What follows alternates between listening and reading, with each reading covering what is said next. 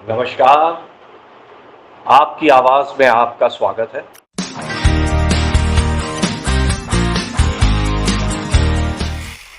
जैसा कि हम सब देख रहे हैं, इस समय चारों तरफ सरकार बनाने की कवायद बड़े जोर शोर से चल रही है। मोदी जी तीसरी कसम लेने के लिए बेताब बैठे हैं और उनके साथ ही जो है नायडू जी और नीतीश कुमार जी उनके साथ उनकी उस तीसरी कसम में साथ निभाएंगे या आगे चल करके क्या स्थिति पैदा होनी है सरकार में। जैसा कि आप सब जानते हैं कि मोदी जी को अभी तक एक कॉरपोरेशन चलाने का तो बहुत अच्छा तजुर्बा 34 साल का रहा है। अब पहली बार एक लोकतांत्रिक तरीके से चुनी गई एक गठबंधन की सरकार चलाने का उनको पहली बार ऐसा मौका सामने आया है। अब हमको ये आगे देखना है कि मोदी जी इसमें कितना खरे उतर पाएंगे अपने साथियों की मदद से, और उनके ऊपर क्या रुकावटें आनी है और क्या उनकी चुनौतियां उनको सामना करनी पड़ेंगी। इन चीजों को बताने के लिए हमारे साथ जुड़ रहे हैं बिहार से शशि शेखर जी। शशि शेखर जी, आपकी आवाज में स्वागत है। शशि जी, जैसा कि हम सभी लोग देख रहे हैं कि एकदम एक नई पिच पे नए टीम के साथ, नए सहयोगियों के साथ मोदी जी फिर से अपनी बैटिंग शुरू करने की तैयारी कर रहे हैं। तो शशि जी, कुछ प्रकाश डालिए कि जो गेंदें आएंगी उनका सामना डक करके करेंगे कि अपना 56 इंच का सीना तान करके हुक शॉट खेलेंगे मोदी जी। पवन भाई, देखिए, मैं क्या प्रकाश डालूं इस पे। इस पर बहुत पहले सुभाष कश्यप प्रकाश डाल चुके हैं।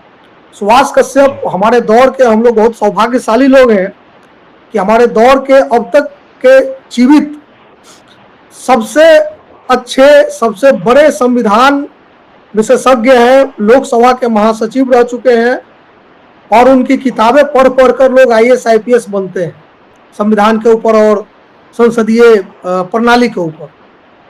तो उनकी एक किताब है द पावर ऑफ पॉलिटिक्स, सत्ता का संघर्ष। उस किताब की पहली ही लाइन में सुभाष कश्यप ने लिखा है कि सत्ता, मतलब अंग्रेजी में लिखा है, power is a treacherous beloved, मतलब सत्ता एक धोखेबाज प्रेमिका की तरह है। जिसे नहीं मिलता है वो भी तड़पता है कि काश मुझे मिल जाए, और जिसे मिल जाता है वो भी बड़ा परेशान रहता है बेचारा कि पता नहीं मुझे कब छोड़कर चली जाए। तो ये जो तीसरा दौर है मोदी जी का, इस बार उनका सामना सत्ता के तौर पर उसी धोखेबाज प्रेमिका से हुआ है। अब देखना यह है कि वो इस धोखेबाज प्रेमिका को कैसे हैंडल करते हैं, कब तक अपने साथ बनाए रख पाते हैं। और यह भी कि पितृसत्तात्मक राज्य में, जब मैं कह रहा हूं धोखेबाज प्रेमिका, हालांकि कई लोगों को इस शब्द से आपत्ति होगी, तो मैं स्पष्ट कर दूं कि ये मेरे शब्द नहीं है, ये देश के सबसे बड़े संविधान विशेषज्ञ, संविधानविद सुभाष कश्यप के वर्ड है, लिखे हुए वर्ड है। जो लोग भी UPSC BPSC की तैयारी करते हैं वो इसको जानते होंगे, जो राजनीति जानते हैं वो भी जानते हैं इसको। तो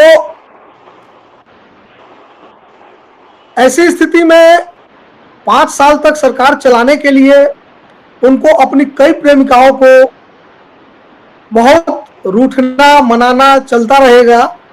और ये दौर हम लोगों ने अटल जी के समय से बखूबी देखा है कि कैसे कभी ममता जी रूठ जाती थी, कभी जयललिता जी रूठ जाती थी, और बहुत अंत में परेशान होकर बेचारे अटल जी, बहुत शानदार नेता, लेकिन उनको ये बार बार कहना पड़ता था कि जाओ मैं इस्तीफा देने जा रहा हूँ, जाओ मैं इस्तीफा देने जा रहा हूँ, लेकिन लोग फिर पकड़ के उनको ले आते थे।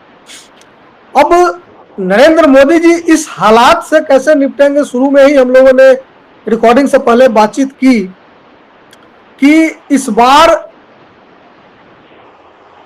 एनडीए की सरकार है, भाजपा की सरकार नहीं है।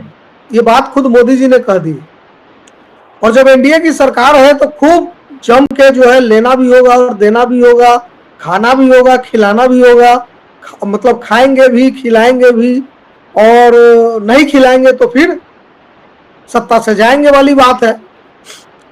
खाएंगे खिलाएंगे मतलब मैं कोई करप्शन की बात नहीं कर रहा, लेकिन जो राजनीतिक भागीदारी और हिस्सेदारी होती है उसमें कहीं कोई कॉम्प्रोमाइज नहीं होगा। और ये सब मीम्स भी आज चलने लगे हैं कि झुकेंगे नहीं गैर बाजी मांगों के आगे। तो अभी एक बात विवेक भाई ने भी कहा कि इब्तिदाए इश्क पे रोता क्या है, आगे आगे देखिए होता क्या है। तो बहुत जल्दबाजी है सब कुछ कहना, और मुझे लगता है कि इस देश के लोगों को ये दौर भी देखना चाहिए और मोदी जी को ये दौर जरूर देखना चाहिए प्रधानमंत्री के तौर पे, ताकि उनको समझ में आए कि डेमोक्रेसी है क्या, टसल्स ऑफ पावर, पावर का स्ट्रगल क्या है, पॉलिटिक्स का स्ट्रगल क्या होता है। जी पवन भाई। अच्छा शशि जी, एक चीज आपसे पूछनी थी। जैसे आपने कहा कि अटल जी से आप कंपेयर कर रहे थे, हकीकत तो जो है वो अटल जी इस तरीके की राजनीति के एक प्रकार के आविष्कारक थे, या उन्होंने ही सबसे पहली गठबंधन की सरकार को चलाने का एक हिंदुस्तान में एक सिलसिला शुरू किया था। और शायद ऑटोक्रेटिक गवर्नमेंट जिस तरीके की अभी तक पिछले 10 सालों में हम लोग देख रहे थे, वो भी चलाने का श्रेय जो है मोदी जी है उसके आविष्कारक। जिस तरीके से इन्होंने पार्टी के अंदर और पार्टी के बाहर दोनों तरफ जिस तरीके से घात प्रतिघात करके लोगों के राजनीतिक कैरियर को समाप्त किया, तो ऐसी परिस्थिति में जब इनके जो दोनों पार्टनर हैं, चाहे वो नायडू जी हों और चाहे वो नीतीश कुमार जी हों, जो इनकी बेसिक जो राजनीति रही है 10 साल की नरेंद्र मोदी की एज ए प्रधानमंत्री, कि एंटी मुस्लिम, एंटी दलित, एंटी रिजर्वेशन, मतलब हमेशा से इन्होंने अपने आप को रिजर्वेशन से वो, तो ऐसे में इन दोनों के साथ भाई जयललिता और पहले जो था नाराजगी होती थी वो अपनी मांगों को लेके होती थी। आज की तारीख में मांगों से ज्यादा दोनों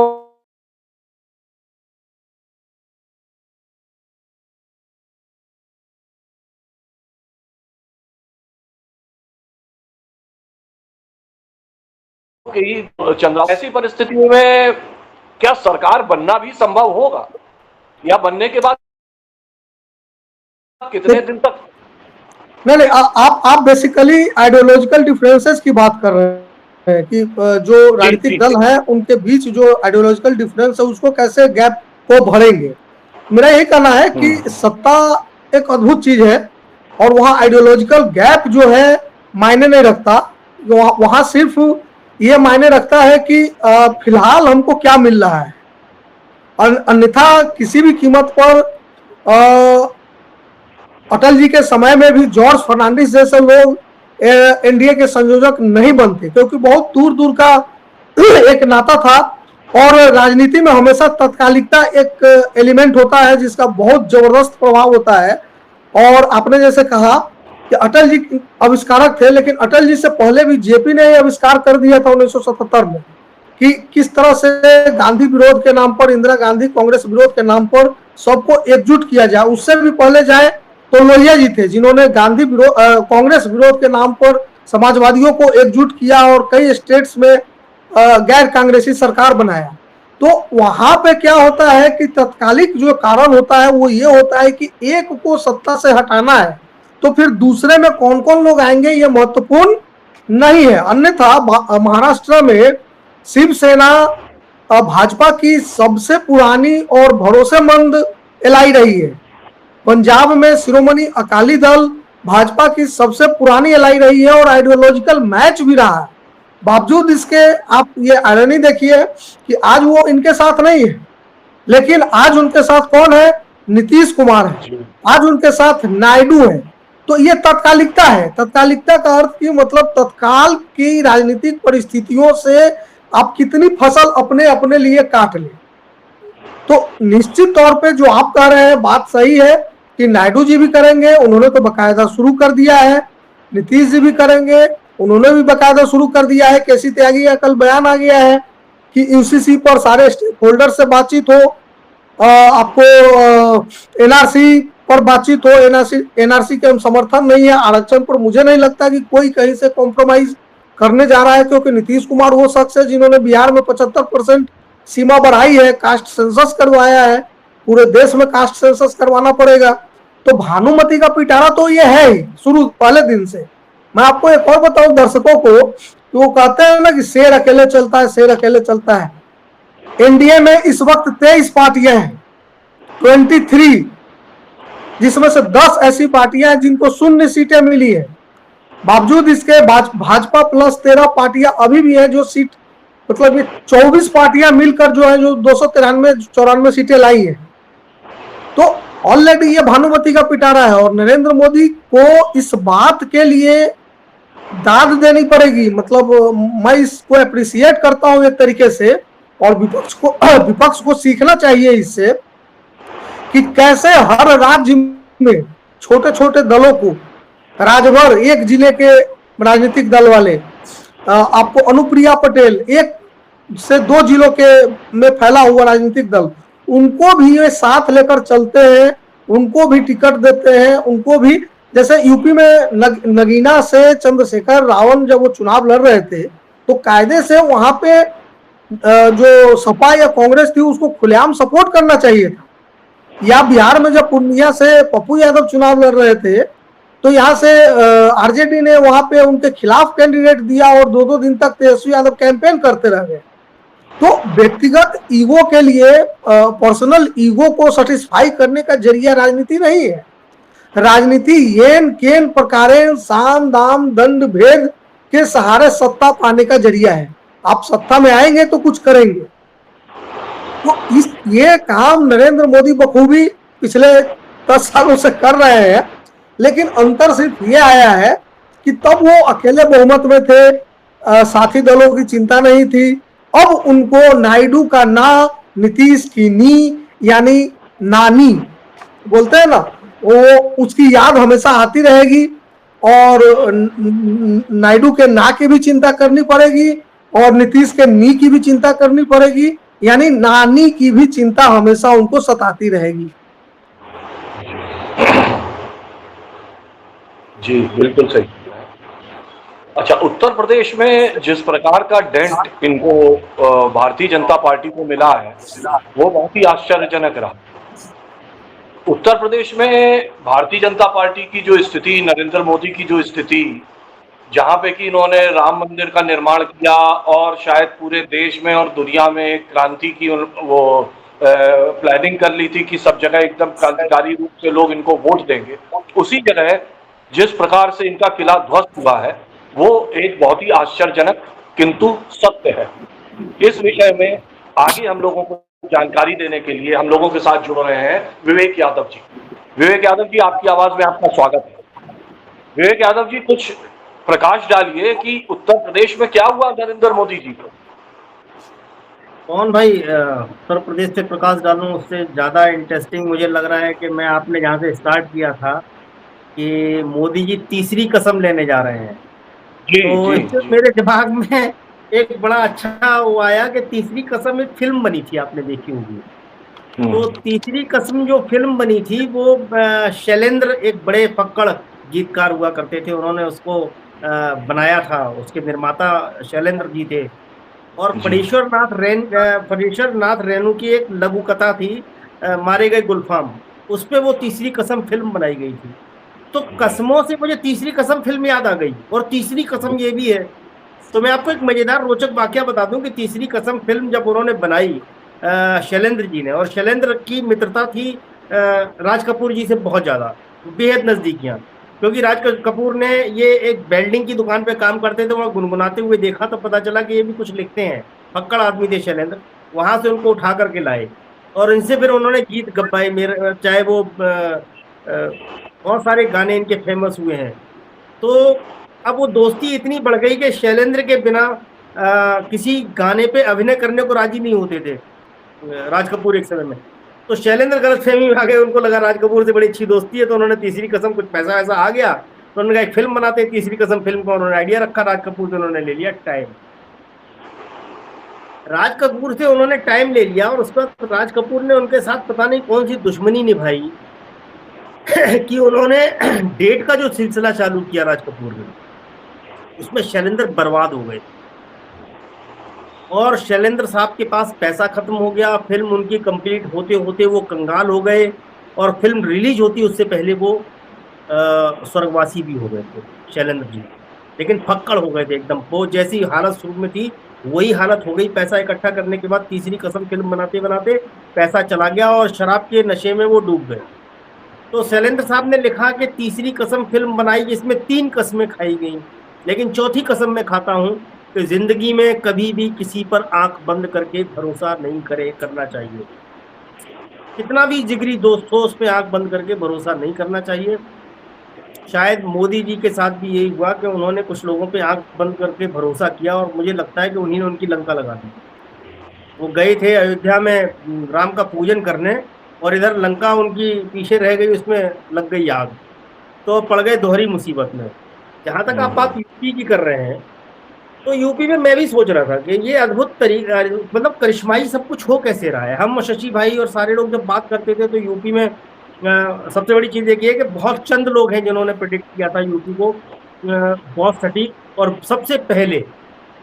तो शायद ये हो सकता है कि क्लेम हम लोग एक लेना चाह रहे हों इसका क्रेडिट, लेकिन हाँ ये जाता है यार। पुराने वीडियोस अगर देख लेंगे तो मिलेगा इसी चैनल पे। तो शशि भाई और हम लोग जब बात करते थे और इसी आपकी आवाज़ पे बात कर रहे थे, तो उस समय हम लोग खुद सोच रहे थे आखिर अद्भुत ऐसा हो क्यों रहा है, क्योंकि एक नाराजगी वोटर में थी।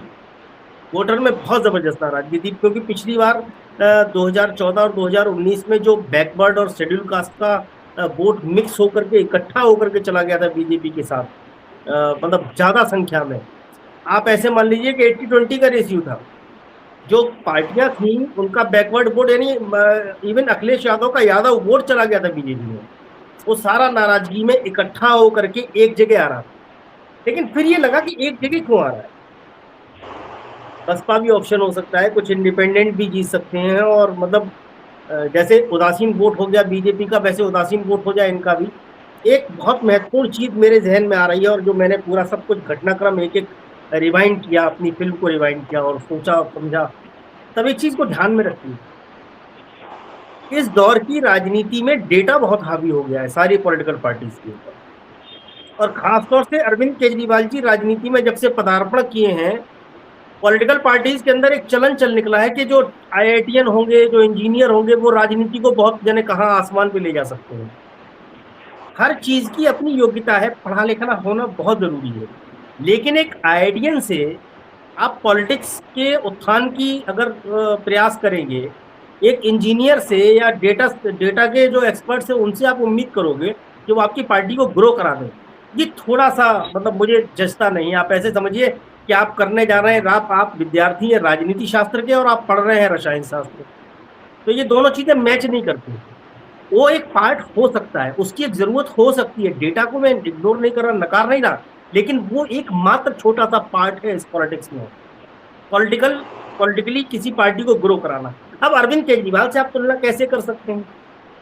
मैं मानता हूं अरविंद केजरीवाल जैसी अद्भुत क्षमता के, अद्भुत विलक्षण प्रतिभा के लोग सदियों में कभी पैदा होते हैं, और मैं केवल इसलिए नहीं कह रहा हूं कि वो बहुत विलक्षण प्रतिभा के पॉलिटिकल, लेकिन हाँ एक IITian होकर के उस व्यक्ति ने समाज की नब्ज को जिस तरह से समझा, पहचाना, युग्यों में काम करना, तो मतलब उन्होंने प्रैक्टिकली समाज शास्त्र का विद्यार्थी बन करके उन्होंने सब कुछ किया। आप एकदम AC कमरे से निकले और AC कमरे में बैठ के पॉलिटिक्स तो नहीं होती, तो चाहे वो प्रशांत किशोर हो, चाहे वो और कोई स्ट्रेटेजिस्ट हो जो AC कमरों से निकल करके, और चाहे कि हम AC कमरे, अखिलेश यादव इसी का शिकार थे। 2014 का चुनाव हो या 2019 का चुनाव हो या 2022 का चुनाव हो, जो विधानसभा का चुनाव हो, ये जो अखिलेश यादव हैं इसी पूरी कोटरी का शिकार हो गए थे। उनके इर्द गिर्द सारे इसी तरह के लोग इकट्ठे हो गए थे, डेटा साइंटिस्ट, फलाने साइंटिस्ट, ढिमकाने साइंटिस्ट, और उनका कनेक्ट खत्म हो गया था ग्राउंड से अपने वॉलंटियर के साथ। हमेशा आप याद रखिए, वो पार्टियां हमेशा खत्म हो जाती हैं जो अपने कार्यकर्ताओं को बचा के नहीं रख पाती है। कांग्रेस इसका उदाहरण है, बहुत बड़ा जीता जागता उदाहरण है। कांग्रेस में जैसे ही नेताओं की एक लंबी लिस्ट हो गई और कार्यकर्ताओं की लिस्ट जैसे ही छोटी हो गई, कांग्रेस खत्म होने की कगार पे आ गई। फिर ये अलग बात है, पॉलिटिकल पार्टीज खत्म नहीं होती, लेकिन हाँ ये कंडीशन बन जाती है। तो इसको हमेशा ध्यान में रखने की जरूरत है। अब बदल क्या गया भाई? सबसे बड़ी चीज एक ये है कि समाजवादी पार्टी में खासतौर से जो एक परिवार है मुलायम सिंह यादव जी का, उसमें एक ट्रेनिंग हुई है कुछ लोगों, और वो जो ट्रेनिंग हुई है उसमें सबसे ज्यादा बड़ी ट्रेनिंग हुई है शिवपाल सिंह यादव।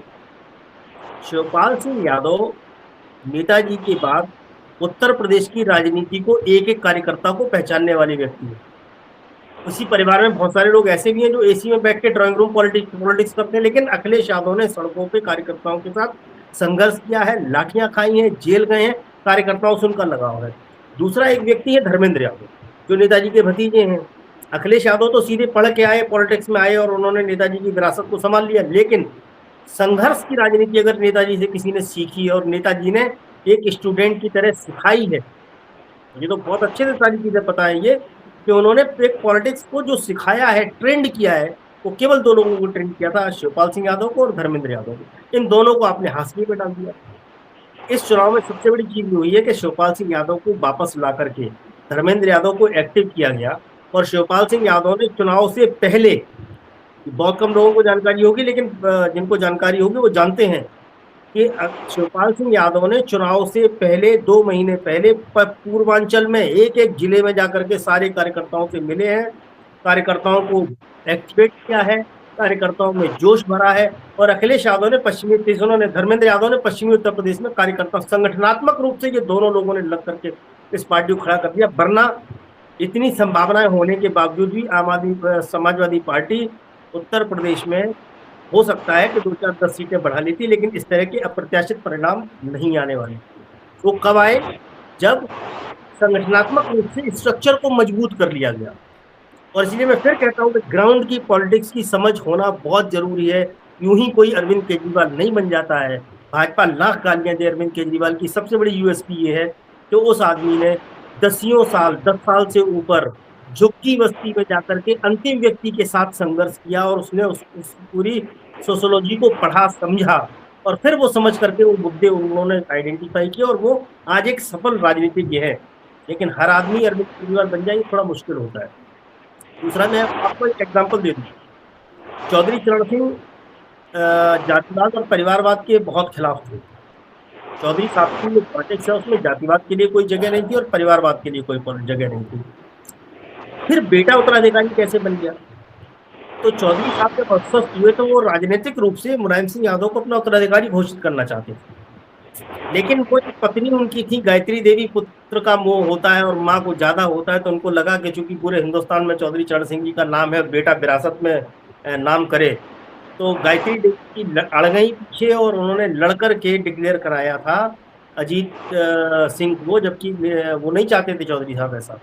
तो जैसे ही अजीत सिंह डिक्लेयर हुए, पार्टी के सर्वे सर्वा कुछ दिन उस होरा में पार्टी चली, लेकिन आते आते स्थिति हुई कि अजीत सिंह जी को खुद के जीतने के लाले पड़ गए। उन्होंने अपने बेटे को, क्योंकि वो अजीत सिंह ग्राउंड के पॉलिटिशियन थे ही नहीं, ना आकर के उन्होंने सोशोलॉजी को समझने का प्रयास किया। लेकिन जब तक वो समझते जब तक चौधरी साहब गाँव में, छोटे चौधरी गाँव में निकले, लोगों से मिले मिलाए, तब तक तो सारा राजनीति खत्म हो गई। चौधरी साहब को खुद के लाले पड़ गए, बेटे को राजनीति सौंपी, वो भी चुनाव हार गया। मतलब तो मेरा कहना है कि जब तक आप ठेठ और खाटी राजनीतिज्ञों को आप पार्टी में सामने नहीं रखते हैं, मजबूत नहीं करते हैं, संगठनात्मक रूप से आप मजबूती पे अगर दिमाग नहीं लगाते हैं, तो ये सब गुब्बारा फूट जाता है। गुब्बारे में हवा आप भर सकते हैं, लेकिन वो गुब्बारा फूट जाएगा। तो उत्तर प्रदेश में संगठनात्मक रूप से अखिलेश यादव की जो मजबूती थी, और दूसरी तरफ भारतीय जनता पार्टी अलग औरा में जी रही थी। उनका तो ये था कि हमारा तो सब कुछ है ही, अब की बार 400 पार, और उसके बाद 2-2 बार वो कर चुके थे, तो वो अलग, उसमें उनका उन्होंने न कार्यकर्ताओं की इज्जत की, न उन्होंने अपने साथी संगठनों की, जो बजरंग दल थे, आरएसएस थे और जो हिंदू वाहिनी थी, उन संगठनों को भी उन्होंने इग्नोर कर दिया, अपने वॉलंटियर्स को भी तिरस्कृत किया। तो उसका खामियाजा बीजेपी ने भुगता। लेकिन दूसरी तरफ जो चालाकी कर ली शिवपाल सिंह यादव, धर्मेंद्र यादव को एक्टिव करके अखिलेश यादव ने, ये बड़ा सत्य है, सत्य है। एक बात मैं और कहना चाहूंगा पवन भाई, ये बात सही जी है कि वहाँ बहुत सारे मुद्दे थे। वहाँ बेरोजगारी मुद्दा था, वहाँ महंगाई मुद्दा था, वहाँ सबसे बड़ा मुद्दा था जानवरों का, छुट्टा पशुओं का। जी लेकिन अब बीजेपी इसमें डैमेज कंट्रोल में लगी हुई है, और बड़ा मतलब हंसी आ रही है। मैं उनके सोशल मीडिया प्लेटफॉर्म पे जा जाके देख रहा हूँ, उनके तमाम जो वो चल रहे हैं, क्या चलते हैं वो, एक्स के वो स्पेसिस चलते हैं, स्पेस, उसमें आप सुनिए किस किस तरह की मतलब भद्दी भद्दी गालियां हिंदुओं को कि अयोध्या के हिंदू और वो तो एक गद्दार हैं। मतलब वो फिर बाद में समझ में आया कि नहीं, ये गलत कर रहे हैं, हिंदुओं को गालियां देना ठीक नहीं। वो अलग से डिलेमा में चले गए, पता नहीं क्या उनको हो गया है, सारे पगला गए हैं इस समय। एक्चुअली लेकिन कुल में चल मिलाकर के क्या रहा भारतीय जनता है पार्टी ने कि एक अब लाइन लेना चालू किया है। वो इस चीज से दिमाग हटाना चाहते हैं कि महंगाई है देश में, बेरोजगारी है देश में, या भुखमरी जैसी स्थितियां देश में हैं। इससे वो दिमाग हटाना चाहते हैं। सारे मीडिया को उन्होंने केवल एक बात पे लगा दिया है कि बीजेपी जो यूपी में चुनाव हारी है वो महंगाई और बेरोजगारी और इस पे नहीं हारी है, वो केवल इस पे हारी है कि संविधान खतरे में था। ये भ्रम फैला दिया गया, लोग इकट्ठे हो गए और बैकवर्ड शेड्यूल कास्ट में इकट्ठे होकर के हकीकत ये है कि संविधान एक मुद्दा था, छोटा पार्ट था, लेकिन इसमें और भी पार्ट थे, महंगाई, बेरोजगारी जैसे मुद्दे बहुत अहम मुद्दे। जी साथियों, हम लोग सुन रहे थे कि किस प्रकार से आने वाले समय में मोदी जी को तीसरी कसम लेने के दौरान या लेने के बाद किस प्रकार की चुनौतियों का सामना करना पड़ेगा। और मोदी जी को जो ये तीसरी कसम में जितना बड़ा झटका लगा है, जिसका कि मेन कारण उत्तर प्रदेश रहा है, उसके विषय में विवेक जी ने बताया कि किस प्रकार से इन्होंने गलत अति आत्मविश्वास रहा और एक कनेक्ट नहीं रहा पब्लिक के साथ में, नेताओं ने नहीं रखा, जिसकी वजह से उत्तर प्रदेश में मोदी जी को नुकसान हुआ। वहीं दूसरी तरफ समाजवादी पार्टी के जो बड़े बड़े लीडरान थे, उन्होंने जाकर के कार्यकर्ताओं से और वोटरों से सीधा संपर्क साधा, डोर टू डोर कन्वेंसिंग फिर से एक बार साबित किया कि आप अगर वोटरों के साथ कनेक्ट रखेंगे तभी आप सत्ता की कुंजी को पा सकेंगे। बहुत बहुत धन्यवाद साथियों, आप लोगों का, दोस्तों, यहाँ पे जुड़ने के लिए। आगे भी हम इसी प्रकार से मिलते रहेंगे विभिन्न चर्चाओं के साथ में। नमस्कार।